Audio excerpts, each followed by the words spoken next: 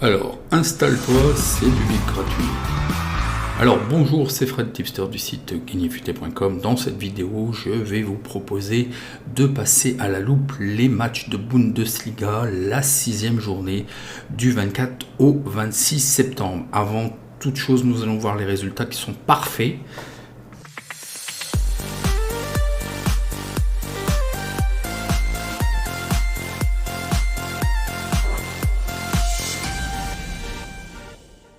Alors n'oubliez pas de vous abonner et d'activer la cloche de notification pour ne rater aucune prochaine vidéo. Vous êtes encore nombreux à me dire que vous n'êtes pas alertés. Vous pouvez compter sur moi pour avoir les matchs, les pronostics 24 heures avant le match. Actuellement, pour des problèmes techniques, je suis obligé de le faire 24 à 48 heures. Et je vous rappelle quand même qu'il est important de liker, parce que là, bon, j'ai bien compris que la Bundesliga vous intéressait beaucoup moins, mais là, c'est quand même un perfect que je vous ai fait, qui est passé inaperçu. Et les gens qui dislikent, ok, mais vous avez bien l'air fin, quoi. À chaque fois qu'il y a beaucoup de dislikes, voilà. Le karma, c'est tout le contraire, imperfect. Donc vous avez bien l'air fin. Je sais pas quelle frustration vous avez, soit c'est de la jalousie, soit c'est de l'envie, soit vous lisez mal, vous écoutez mal, soit vous faites des très gros combinés qui vous frustrent. Alors, 817 vues, 70 likes, c'est encore beaucoup trop peu, rattrapez-vous.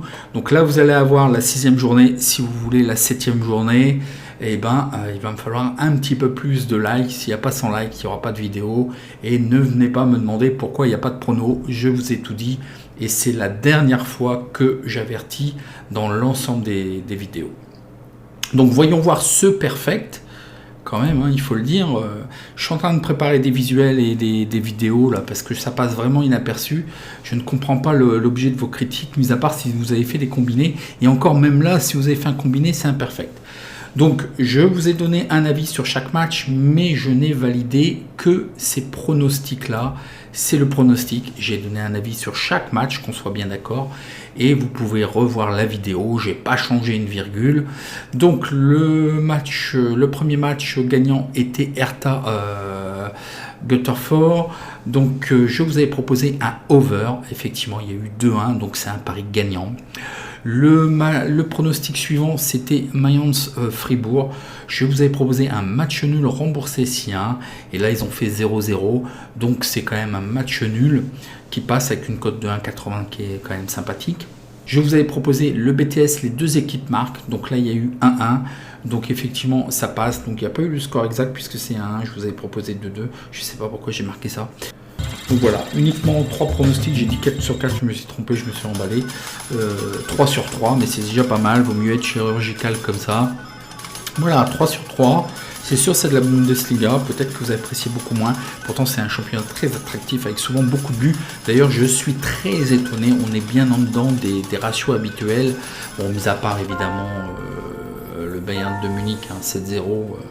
Bon, voilà, mais habituellement sur l'ensemble des matchs, il y a quand même beaucoup de buts et je préconise plutôt le over sur ce type de championnat. Donc prenons les matchs. Allez, commençons avec le premier match qui est Göteborg, ou Wurz, je ne sais pas comment on dit en fait, qui est 18e contre le Bayern de Munich. On va passer très vite, on est aux extrêmes. Ce sont deux planètes différentes. Voilà, c'est très clair. C'est juste de savoir combien de buts va marquer peut-être le Bayern. La cote, côté, quand même, je vous dis, quand même, côté Göteborg, il y a 3 absents. Et puis côté du Bayern, il y a 5 absents, dont 2 gênants. Gnabry qui est absent au milieu de terrain. Et puis Jamal Musiala qui a été déjà utilisé 4 fois dans l'effectif. Donc qui me semble quand même être attendu par l'entraîneur. Mais bon, vous connaissez la profondeur de banc, on va pas aller plus loin, je pense. Je vous donne pas les stats, les stats sont énormes, hein, côté Bayern. Vous n'avez pas besoin de moi pour savoir, hein, les ratios. Donc évidemment 1,14, moi je prends pas ce type de cote. Effectivement, je vous proposerai le 2, le over, mais c'est pareil, le over il est à une cote de 1,16. Laissez tomber, mettez votre argent ailleurs. On n'est jamais à l'abri de rien. Je vous dirais un 3-0 pour le Bayern, ce qui sera déjà pas mal payé, hein. Leverkusen 4e contre Mayence qui est 5e. Alors côté Leverkusen, 7 absents dont 2 gênants, un milieu de terrain et un attaquant.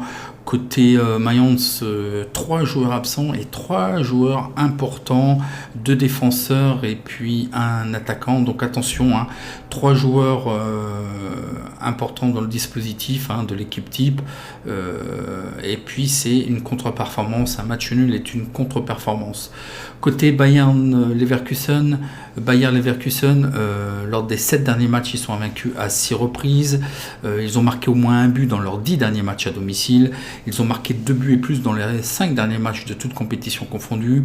Mayence, attention, ils ont gardé leur cage inviolée lors des 3 derniers matchs, donc ce n'est pas rien. Et ils sont invaincus dans 15 des 17 derniers matchs. Donc voyons voir les données. Les books nous donnent Leverkusen favori à 1,72. Moi je vous proposerai effectivement le match nul remboursé si 1. Score probable 2-2, et je validerai uniquement le match nul remboursé si 1, ce qui nous donne une cote équivalente à 1,67 qui est quand même pas mal. Voyons voir le match suivant, Francfort 15e contre Cologne qui est 7e. Alors côté Cologne, côté Francfort, il y a 2 absents, dont un gênant, un défenseur, Lanz. Et puis côté Cologne, il y a 2 absents, mais rien de très grave. Côté des stats, bon déjà, Francfort reste sur 4 matchs nuls d'affilée, là ça commence à s'effriter. Et puis, si vous voyez bien, Cologne est invaincu quand même dans ces 4 des 5 derniers matchs. Donc aucune défaite dans les 20 derniers matchs à domicile de Francfort. Je vais vous mettre le face-à-face. Par contre, ils ont gagné qu'un seul de leurs 11 derniers matchs. Ça, c'est pas génial. Ils sont sur une série évidemment de 5 matchs nuls, ça je vous l'ai dit. Ils sont une série aussi de 3 matchs à domicile où ils sont invaincus à la mi-temps et à la fin du temps réglementaire. Et puis ils concèdent une moyenne de 1,57 buts dans leur match Francfort. Pour ce qui est de Cologne, les 2 équipes ont marqué dans les 7 derniers matchs de toute compétition. Donc à l'extérieur, ils ont gagné que 2 de leurs 11 derniers matchs. Cologne est invaincu dans 6 des 7 derniers matchs de toute compétition confondue. Et ils concèdent un but dans leurs 8 derniers matchs de toute compétition confondue. Et en moyenne aussi, ils encaissent 2 buts par match. Donc voyons voir les cotes. Donne Francfort favori à une cote de 2. Actuellement... Vraiment, c'est vraiment pas justifié. L'alerte algo ne détecte rien, hein. J'ai resserré vraiment la vis. S'il vous donne quelque chose, c'est que ça va être très très très bon, hein. Moi, je vous proposerai un match nul, puisque Francfort est sur sa série de matchs nuls, tout en couvrant avec remboursé si 1. Et puis, les 2 équipes marquent oui. Je pense qu'il y aura certainement 1-1 ou 2-2. Et je validerai uniquement le match nul remboursé si 1, ce qui nous donne une cote de 1,80 qui est pas mal. Et les 2 équipes marquent, je pense que ça va marquer des 2 côtés. Donc oui, les 2 équipes marquent. Le match suivant est Hoffenheim 10e contre Wolfsburg qui est 2e. Voyons. Alors côté Hoffenheim, 4 absents, dont un milieu de terrain qui peut être gênant, Rudy. Et puis côté Wolfsburg, 5 absents, mais rien de vraiment très grave, mis à part un Schlager, un milieu de terrain. Qui serait absent. Côté des stades, vous voyez quand même Wolfsburg, malgré qu'ils m'ont un peu déçu, et tant mieux pour Lille en Ligue des Champions. Donc les statistiques, Hoffenheim est invaincu dans 11 des 13 derniers matchs. Ils ont eu qu'une seule victoire dans leurs 6 derniers matchs. Et puis en moyenne, quand même, à domicile, ils encaissent 2 buts par match, ce qui est quand même un petit peu beaucoup. Wolfsburg et sur une série d'aucune défaite dans ces 7 derniers matchs, de toutes compétitions confondues. À l'extérieur, ils sont invaincus dans 10 des 12 derniers matchs. Et puis, ils ont marqué au moins un but dans leurs 12 derniers matchs consécutifs à l'extérieur. Voyons voir les données donc, qui nous donnent favori à 2,40 Wolfsburg. L'alerte algo détecte le 2, la victoire de Wolfsburg. Moi, je verrais effectivement le 2, mais peut-être de couvrir avec le match nul. Hoffenheim serait peut-être capable quand même d'accrocher. Certainement le score probable 2-0 pour Wolfsburg. Je pense que Wolfsburg peut être capable quand même de l'emporter, mais sécurisons. J'étais parti pour ne pas rien prendre, mais j'avais pas bien fait attention aux cotes qui étaient possibles de sécuriser. Donc je vous proposerai le 2. Mais remboursé si match nul, et la cote équivalente sera à 1,69 qui est pas mal. Si vous le voyez sec, l'alerte algo, de toute façon l'alerte algo ne peut pas sécuriser, donc à chaque fois ce sont des pronostics secs. Donc voilà. Le match suivant est Leipzig contre Hertha. Leipzig est 12e contre Hertha 9e. Donc Leipzig, rien ne va plus, hein. Il faut attendre des signaux, pour l'instant c'est pas génial. Et puis Hertha revient, bon c'était je pense 2 équipes à leur hauteur, il reste sur 2 victoires, après quand même un bon passage à vide, mais avec des adversaires quand même assez en forme et en vue. Leipzig, 4 absents, dont 2 joueurs quand même gênant, 2 défenseurs, et puis côté Hertha Berlin, 6 joueurs absents, mais là un petit peu moins grave, un seul défenseur qui pourrait être gênant vraisemblablement selon moi. Au niveau des statistiques, Leipzig n'a pas été battu dans 16 des 19 derniers matchs à domicile, et puis par contre ils ont marqué dans leurs 12 derniers matchs. Il n'y a que 2 victoires, donc c'est beaucoup trop peu. Il y a eu plus de 2,5 buts dans leurs 4 derniers matchs à domicile. Et puis en moyenne, ils encaissent 2 buts par match à domicile. Donc il y aura des buts. Hertha est sur une mauvaise série de seulement 3 victoires dans leurs 17 derniers matchs à l'extérieur. Et ils concèdent au moins un but dans leurs 11 derniers matchs à l'extérieur. Voyons voir les données. N'est pas favori, c'est Leipzig à 1,33. C'est quand même exagéré, hein. L'alerte algo détecte rien, mais je pense que c'est un problème de cote.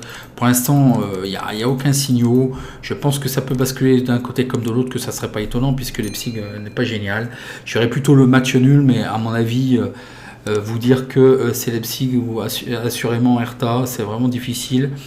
Le over aussi peut être certainement intéressant, même si je vois peut-être le 1-1 ou 2-2. Là, c'est vraiment 2 effectifs un petit peu indéterminants. Je ne prenais rien. Il y a d'autres opportunités. Passons sur ce match. Le match suivant est Berlin 8e contre Bielefeld 13e. Donc voilà, une très belle régularité de l'Union de Berlin, d'autant plus à domicile. Ils ont 2 absents, mais rien de grave. Bielefeld, voilà, c'est un petit peu trop de matchs nuls. Par contre, ils vendent très cher leur peau, hein, ils ne perdent pas. Il y a 3 absents, mais rien de grave non plus. Côté des statistiques, l'Union de Berlin n'a pas perdu dans ses 19 derniers matchs à domicile, c'est ce que je vous dis, hein. C'est plutôt à domicile qu'il faut viser cette équipe. Et l'Union de Berlin est invaincue dans 19 des 20 derniers matchs à domicile. Par contre, ils ont gagné qu'un seul des 6 derniers matchs. Donc là, c'est un petit peu, c'est ça où les points s'effritent à l'extérieur. Et puis, ils concèdent une moyenne de 1,6 buts par match. Pour ce qui est d'Arminia Bielefeld, ils sont invaincus dans 8 des 9 derniers matchs, effectivement, mais c'est plutôt du match nul. Voyons voir les données sur ce match. Donc, l'Union de Berlin est donnée favori à 1,70. L'alerte algo détecte rien. J'avais oublié aussi de vous dire que Berlin est une bête noire pour Bielefeld. Voilà, Bielefeld n'a plus gagné à Berlin depuis 8 matchs, donc une petite bête noire. Je vous proposerai quoi? Le match nul, remboursé si 1, parce qu'on a vu quand même que Bielefeld défendait très charmant leur peau. Berlin ne perd pas. Au pire des cas, la cote nous le permet. Au pire des cas, on sera remboursé. C'est très très limite. Donc la cote peut-être, le score peut être 1-1, donc N remboursé si 1. Donc là c'est vraiment très très très limite, ça nous donne une cote équivalente de 1,56. Donc c'est limite, hein. On couvre effectivement 66% qui fait une cote de 1,51, je vous le rappelle. Le match suivant, Mönchengladbach contre Dortmund, le 16e contre le 3e. Donc côté Mönchengladbach, 4 absents, dont un gênant, Jonas Hoffmann, un milieu de terrain. Et puis côté Dortmund, 9 absents. Mais attention, c'est grosso modo comme ça sur tout le début de saison. Et il y a quand même 2 joueurs quand même importants. Un milieu de terrain et un attaquant, mais de ce fait, en fait, l'effectif, ça a permis quand même à l'entraîneur de faire tourner quand même assez bien son effectif. Donc je trouve que maintenant c'est un avantage, puisqu'en fait, je pense que toute l'équipe est assez compétitive. Donc là, c'est pas dans le mauvais sens en fait.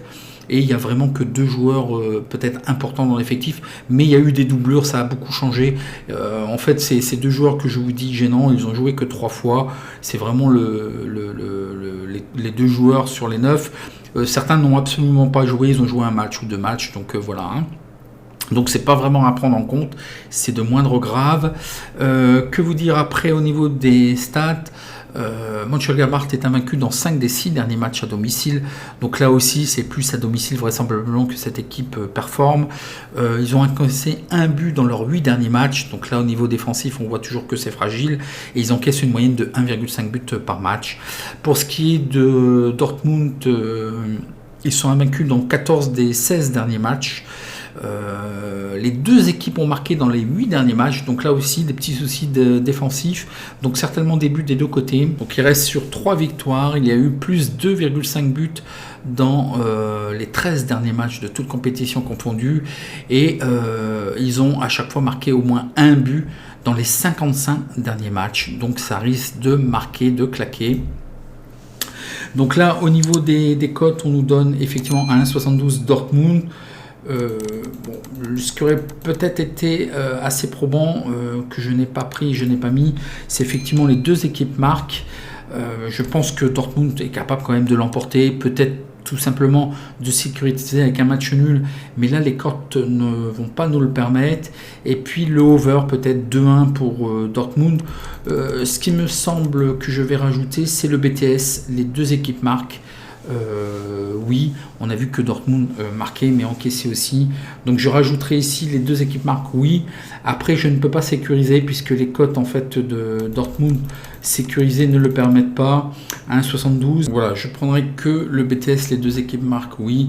La sécurisation est pas possible, hein. Le match suivant, donc là il faudra attendre les cotes. Le match suivant qui sera du 26 septembre, Bochum contre Stuttgart. Donc voyons voir le face à face. Donc Bochum est 17e et puis Stuttgart est 14e. Côté Bochum, 4 absents, mais rien de très grave. Par contre, côté Stuttgart, il faudra revoir cet effectif-là. Il y a 8 absents, dont 2 quand même joueurs clés, un défenseur et un milieu de terrain. Les statistiques ne sont pas formidables des 2 côtés. Vous le voyez, hein, Bochum reste sur 3 défaites consécutives. Par contre, à domicile, ils sont vraisemblablement mieux parce qu'ils sont invaincus dans 5 des 6 derniers matchs. Le Bochum n'a gagné qu'un seul de ses 6 derniers matchs, donc c'est quand même trop peu. Lors des 3 derniers matchs, il y a eu plus 2,5 buts. Et puis, en moyenne, ils encaissent 2,6 buts par match. Pour ce qui est de Stuttgart, il n'y a qu'une seule victoire dans les 7 derniers matchs. Et puis, ils encaissent au moins un but dans les 12 derniers matchs. Donc, voyons voir les données. Mais là, je serais vraiment peut-être d'avis de donner un avantage à Bochum, mais je n'ai pas les cotes. L'alerte algo ne peut rien détecter. Le 1, mais ça sera sous réserve d'une cote. Bochum pourrait être pris quand même à une cote de 1,70, de 10. Je pense qu'on doit être à peu près à ça. Je pense qu'il y aura quand même un score vraiment minime. 1-0, je pense qu'ils vont faire le service minimum. 2-0, 2-1, ça ne sera pas non plus à attendre de sacrées performances. Donc là, je le mets, mais c'est sous réserve effectivement que la cote soit acceptable. Donc abonnez-vous sur Twitter, je ferai une petite alerte. Et puis, puisqu'il n'y a que ce réseau social en fait, où vraisemblablement vous avez la visibilité lorsque je mets quelque chose dans votre fil d'actualité. Passons au match suivant qui est Fribourg contre Augsbourg. Donc, Fribourg est 6e avec 9 points et puis Augsbourg est 11e avec 5 points. Mais voyons voir le face-à-face. Donc quand même très bien côté Fribourg. Il n'y a que 3 absents dont un défenseur qui peut être gênant. Côté Augsbourg aussi, il y a 6 absents dont un défenseur qui peut être gênant. Côté des stats, lors des 6 derniers matchs à domicile, il n'y a aucune défaite de Fribourg. Et puis, ils sont invaincus dans 13 des 15 derniers matchs à domicile. C'est pareil, il me semble bien mieux à domicile.